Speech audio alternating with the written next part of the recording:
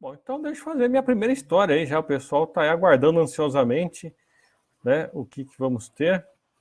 E a primeira história vai ser desse cara aqui, ó. Tá com essa barba, até parece os barbudos modernos aí que estão usando o esquema Pois é. lenhador aí, né? Rufus, o lenhador. Mas esse é o físico alemão. Obviamente eu não vou saber falar direito o nome, né? A gente dá um jeito aqui e fala Wilhelm Röntgen, alguma coisa assim. Nada mais, nada menos que descobriu o raio-x. Ele estava fazendo experiências com tubos de raios catódicos, parecidos com aquele que tem nas televisões antigas, né, de tubo, porque esses tubos emitem radiação, né? Então ele fazia experimentos e descobriu, né, o que seria o chamado depois raio-x, né? Claro que outros cientistas antes dele já tinham produzido raios similares ao raio-x, mas ninguém sabia muito bem o que era, para que servia, né? Era uma coisa meio desconexa. Ele não, ele resolveu enfrentar o negócio, pegar isso aí, usando inclusive um tal de tubo de Crookes, que era um tipo de tubo de raios, esse à esquerda, que é um precursor aí do que seria o tubo da televisão mais moderna, né, CRT, e ele produzia radiação, né, elétrons aí eram projetados do final do tubo. E descobriram que atravessava as coisas, né? Ele começou a estudar justamente em 8 de novembro de 1895, percebendo que tudo que saía do tubo de alguma radiação, né, que saía do final do tubo, conseguia passar através de uma cartolina preta e fazia brilhar uma tela pintada com tinta fluorescente a 1 metro de distância. Então foi nessa data, 8/11, que ele fez esse experimento e viu que algo que saía desse tubo, uma radiação, passava por uma cartolina. Ele viu que também ela passava por livro, papel que tinha ali na frente e iluminava a tela fluorescente, mesmo depois desse aparato. Foi nessa data que ele descobriu isso. Inclusive, você vê à direita. Oi? É isso que eu ia falar, tem a foto, ele está fazendo um raio-x da mão do assistente ali, parece? Exatamente, não é bem o raio-x em si, né? Mas eles estavam, essa lâmpada que está aí no meio está emitindo esse raio misterioso na época, e eles estão olhando aí, um está colocando a mão em cima de uma placa fotográfica e o outro está olhando também através de um papel fluorescente, através da mão, né? E você vê que hoje em dia o pessoal coloca atrás de portas de chumbo, paredes de chumbo, avental de chumbo, porque sabe que faz mal, mas nessa época ninguém sabia que fazia mal ainda, né? Então o pessoal fazia experimento abertamente dessa maneira, né? Mas foi nessa data 8/11 que ele percebeu que isso atravessava o material e tinha uma serventia. E aí no dia 22/12 desse mesmo ano, 1895, ele fez a primeira imagem de um ser vivo. É a mão da sua própria esposa, né? Com um anel. Ele usou esses raios aí e registrou numa chapa fotográfica. E aí que ele percebeu que havia um potencial uso médico. Foi aí que ele descobriu isso, né? E ele acabou usando o nome raio-x porque o X indicava uma forma de radiação que ainda não era conhecida, que era desconhecida. Então, por isso ficou raio-x, né? Inclusive, alguns dias depois, no dia 28 de dezembro, ele submeteu um artigo justamente sobre os raios-x para uma revista científica alemã, se tornando o primeiro artigo publicado sobre esse tal de raio-x. Foi o primeiro artigo científico na história sobre esse produto, né? Depois disso, só no ano seguinte, né, que já foi 28 de dezembro que ele publicou esse paper, no ano seguinte, pelo menos 49 ensaios e 1.044 artigos foram publicados sobre esses novos raios. Então, foi uma sensação todo mundo começou a publicar artigos e fazer experimentos e tudo mais, explodiu, né, o interesse. A publicação científica Science dedicou, nesse ano, 23 artigos para o raio-x no mesmo ano, né? Uma média de quase 2 artigos por mês. Agora, quem primeiro usou o raio-x em condição clínica, realmente para diagnóstico médico, foi o Dr. John Hall Edwards, lá na Inglaterra, em Birmingham. Em 11 de janeiro de 1896, ele radiografou a agulha espetada na mão de um conhecido dele. Então foi o primeiro uso efetivo na medicina do raio-x. E em 14 de fevereiro de 1896, esse mesmo médico se tornou o primeiro a usar raio-x numa cirurgia. Então, esse médico foi o pioneiro, né? Tanto é que aqui nós temos uma foto à esquerda, né, com uma plaquinha comemorativa, onde o Dr. John Hall Edwards trabalhava. Aqui fala que é radiologista pioneiro, né? E à direita existe um monumento aos mártires da radiologia lá em Hamburgo, na Alemanha. E nesse monumento tem o nome de todo mundo que se dedicou aí a aperfeiçoar, descobrir e aperfeiçoar o raio-x, aí o nome desse doutor também está ali, né? Mas nos anos seguintes é que os médicos e cientistas começaram a notar efeitos colaterais com o uso excessivo do raio-x. Começou a cair cabelo dos cientistas, queimaduras na mão, no tórax. O próprio Dr. John Hall, esse foi pioneiro na medicina com radiografia, desenvolveu um câncer em 1904 e acabou, por causa disso, escrevendo diversos artigos alertando sobre os perigos dos raios-x.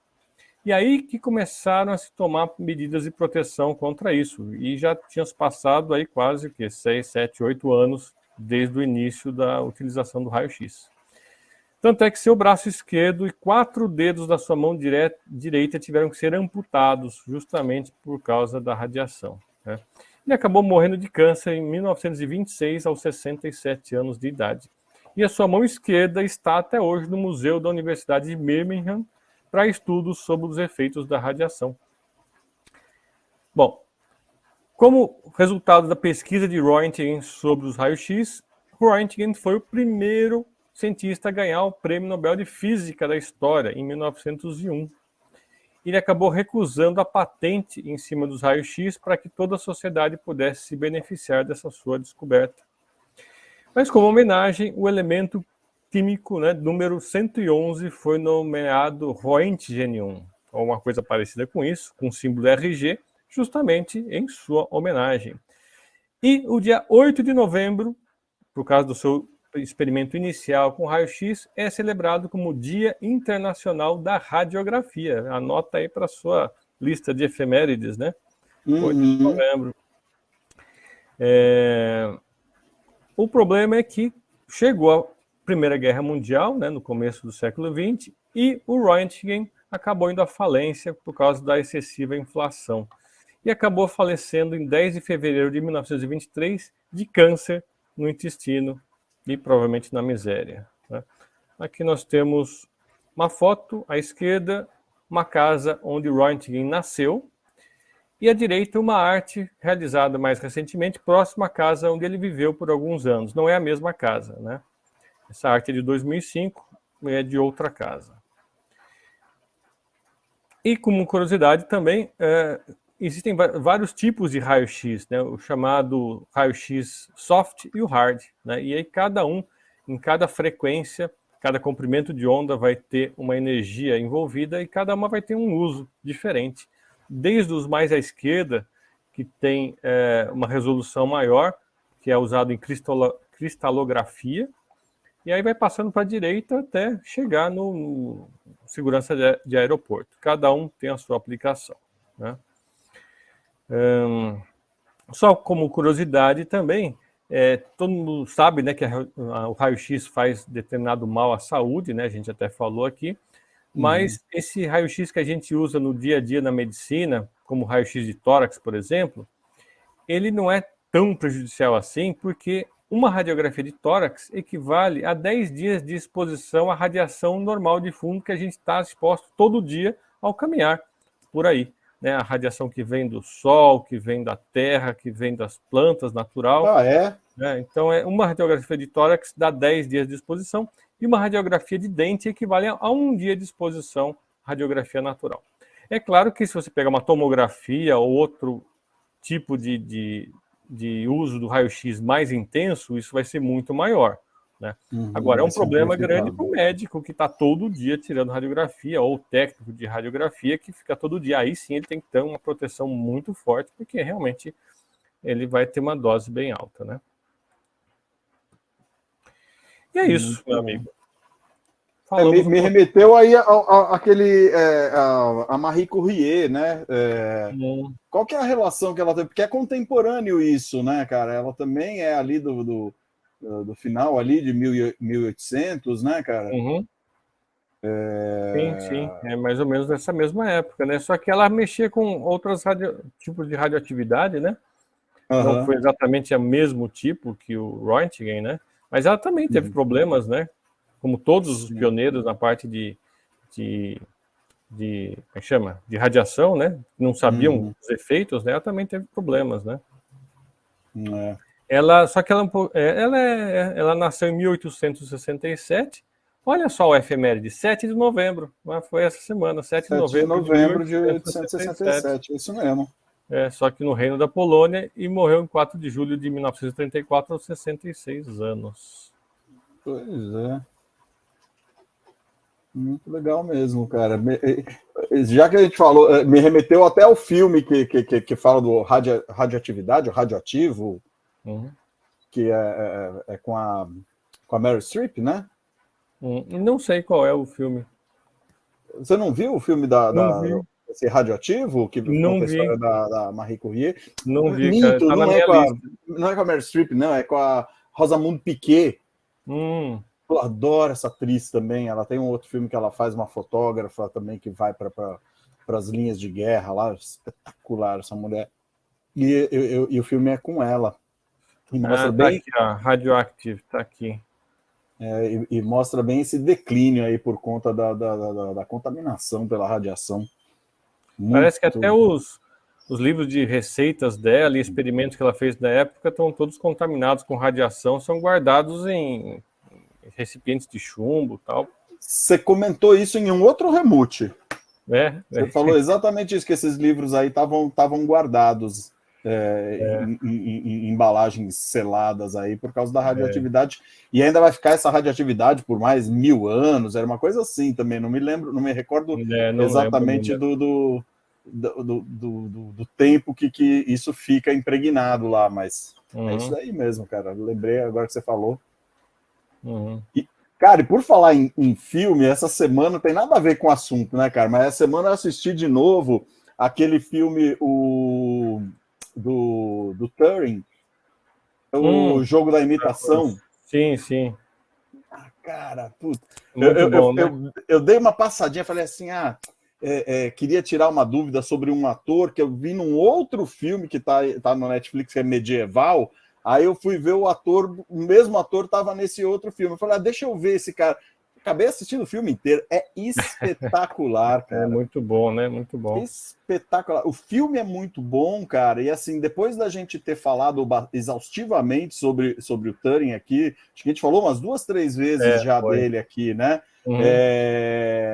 Cara, a gente fazer uma pesquisinha, dar uma olhada e assistir o filme, cara, espetacular. Porque vê com outros olhos, né? Outros detalhes. Você vê com outros olhos. E se você já viu o filme, que você pode, inclusive, andar para frente, ir para trás, e fazer.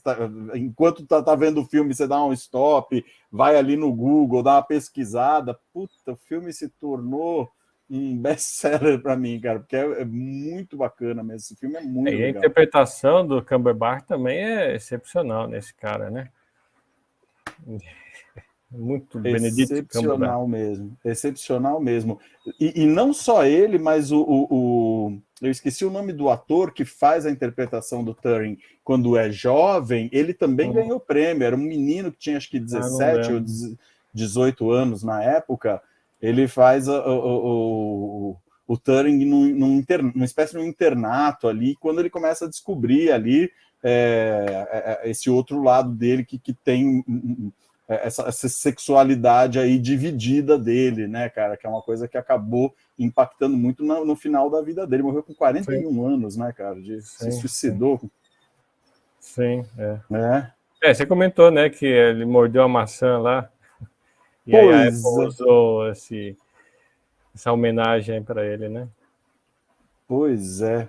Achei muito legal mesmo, cara. E no filme eles citam bem en passant isso, ele mexendo com cianeto em pó, né? Mostra isso daí já no período que ele sofreu a castração química, cara. Eu tava conversando com a minha mãe, eu falei, pô, eu vi esse filme ontem, que legal, não sei o quê. Aí eu contei o enredo, ela ficou horrorizada. Falou, pô, ser homossexual é crime e mandar castrar quimicamente o outro não é crime não, né? Isso era a aplicação da lei. Agora, dica importante: depois de ver o filme no Netflix, não esqueça de rebobinar, senão você toma multa.